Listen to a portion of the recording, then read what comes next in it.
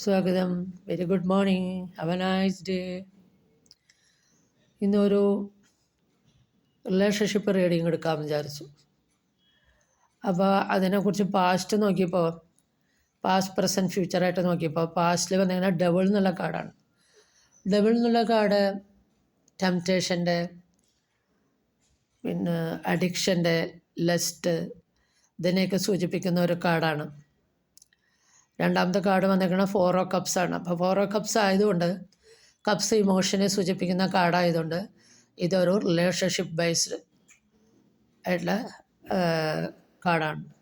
കാരണം എന്താ വെച്ചാൽ പാസ്റ്റിലെ ഒരു തനിക്ക് അനുയോജ്യമല്ലാത്ത ഒരു ബന്ധം, അതിലുണ്ടാവുന്ന അനുഭവിക്കുന്ന ആ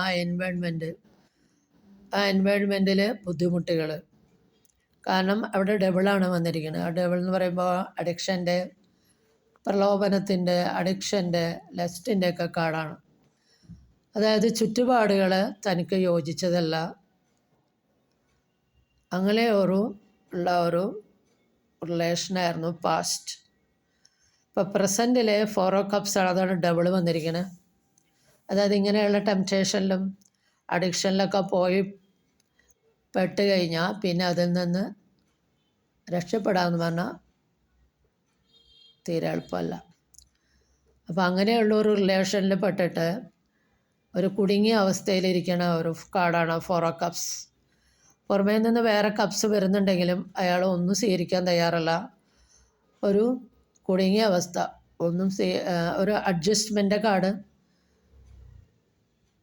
വേണ്ടിയിരുന്നില്ല എന്നുള്ളൊരു ചിന്തയ്ക്കല്ല, ഒരു കുടുങ്ങിയ അവസ്ഥയിലിരിക്കുന്ന ഒരു കാർഡാണ് 4 of cups. Emotionally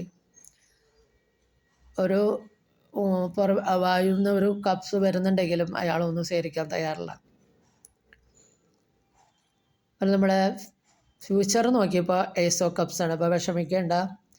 future ace of cups പറഞ്ഞാൽ ഒരു ന്യൂ സ്റ്റാർട്ട്, പുതിയൊരു തുടക്കം, ന്യൂ റിലേഷൻഷിപ്പ്, പുതിയൊരു റിലേഷൻഷിപ്പ് വരുന്നു, പുതിയൊരു തുടക്കം വരുന്നു.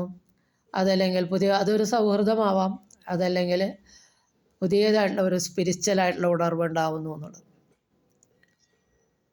അത് ഈ ഗോൾഡൻ ചാലിസ് എന്നുള്ള ഈ കപ്പ് യേശുക്രിസ്തുവിൻ്റെ അവസാനത്തെ അത്താഴത്തിന് ഉപയോഗിച്ചിരുന്ന കപ്പാണ്.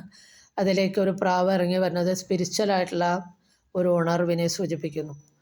ഒരു പക്ഷേ ഒരു പുതിയതായിട്ടുള്ള ഒരു സ്പിരിച്വലായിട്ടുള്ള ഉണർവുണ്ടാവാം, അല്ലെങ്കിൽ ഒരു ന്യൂ റിലേഷൻ വരാം, അല്ലെങ്കിൽ ഒരു പുതിയൊരു തുടക്കം, എന്തായാലും ഒരു പുതിയ തുടക്കം, പുതിയൊരു റിലേഷൻ, പുതിയൊരു സൗഹൃദമൊക്കെ വരാൻ പോകുന്നു എന്നുള്ളതാണ് ഏസ് ഓഫ് കപ്സ് എന്നുള്ള കാർഡ് പറയണത്. അപ്പോൾ ഇതാണ് ഈ റീഡിങ്ങിൻ്റെ ടാരോയുടെ ഗൈഡൻസ്. ഇത് നിങ്ങൾക്ക് റെസനേറ്റ് ചെയ്താൽ please to subscribe, like and share.